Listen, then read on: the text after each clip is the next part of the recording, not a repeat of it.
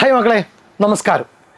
ഓരോ പാഠഭാഗത്തു നിന്നും പരീക്ഷയ്ക്ക് വരാൻ സാധ്യത ഏറ്റവും കൂടുതലുള്ള ചോദ്യം പരിശോധിക്കുന്ന ഒരു ചെറിയ വീഡിയോ, ആ വീഡിയോയുമായിട്ടാണ് നിങ്ങളുടെ മുന്നിലേക്ക് വന്നിരിക്കുന്നത്. പാഠഭാഗം കായലരികത്ത് എന്ന് പറയുന്ന പാഠഭാഗമാണ്. കായലരികത്ത് എന്ന പാഠഭാഗത്ത് നിന്ന് പരീക്ഷയ്ക്ക് വരാൻ സാധ്യതയുള്ള ഒരു ചോദ്യം നമ്മളിവിടെ എന്ത് ചെയ്യുന്നു, പരിചയപ്പെടുന്നു. കായലരികത്ത് എന്ന ഗാനത്തിൽ പ്രതിഫലിക്കുന്ന സാമൂഹിക ജീവിതത്തിൻ്റെ സവിശേഷതകൾ കണ്ടെത്തുക. കായലരികത്ത് എന്ന ഗാനത്തിൽ പ്രതിഫലിക്കുന്ന സാമൂഹിക ജീവിതത്തിൻ്റെ സവിശേഷതകൾ കണ്ടെത്തുക. 6 മാർക്കിൻ്റെ ചോദ്യമാണ്. 6 മാർക്കിൻ്റെ ചോദ്യമാണ്. ഓക്കെ, ഉത്തരം നോക്കുക. മാപ്പിളപ്പാട്ടിനും നാടൻ പാട്ടിനും കാവ്യ മണ്ഡപത്തിൽ കയറി വരാൻ അവസരം നൽകിയ സിനിമയാണ് 1954 ഇറങ്ങിയ നീലക്കുയിൽ.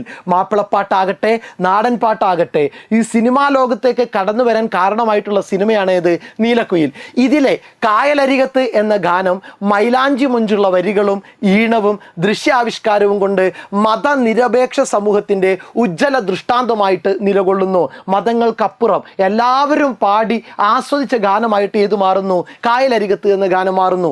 ഗ്രാമീണ ജീവിതത്തിലെ നിത്യാനുഭവങ്ങളുടെയും സാധാരണ മനുഷ്യരുടെ ഹൃദയവികാരങ്ങളുടെയും കണ്ണാടിയായാണ് ഈ ഗാനം അറിയപ്പെടുന്നത്. ചായക്കടക്ക് മുന്നിലിരുന്ന് വല തുന്നുന്നതിനിടെയുള്ള ആലാപനവും മുസ്ലിം പശ്ചാത്തലവും യാഥാർത്ഥ്യത്തിന് കൂടുതൽ മിഴിവേകുന്നു.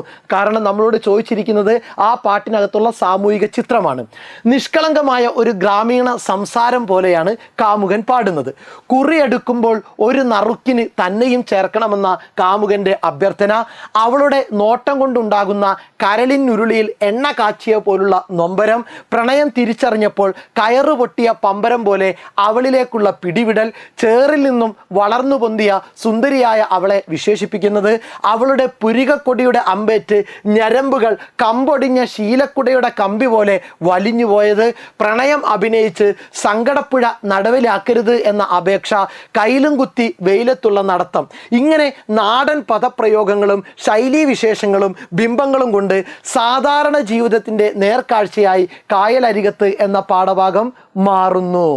ഓക്കെ മക്കളെ, സെറ്റാണല്ലോ. ബിംബങ്ങളും കൊണ്ട് സാധാരണ ജീവിതത്തിൻ്റെ നേർക്കാഴ്ചയായി കായലരികത്ത് എന്ന പാഠഭാഗം മാറുന്നു. ഈ ചോദ്യം ഒരു 2 തവണ അങ്ങ് കേൾക്കുക, മനസ്സിനകത്ത് സെറ്റാക്കി വെച്ചേക്കുക, പരീക്ഷയ്ക്ക് എഴുതി വെക്കുക. Okay, thank you.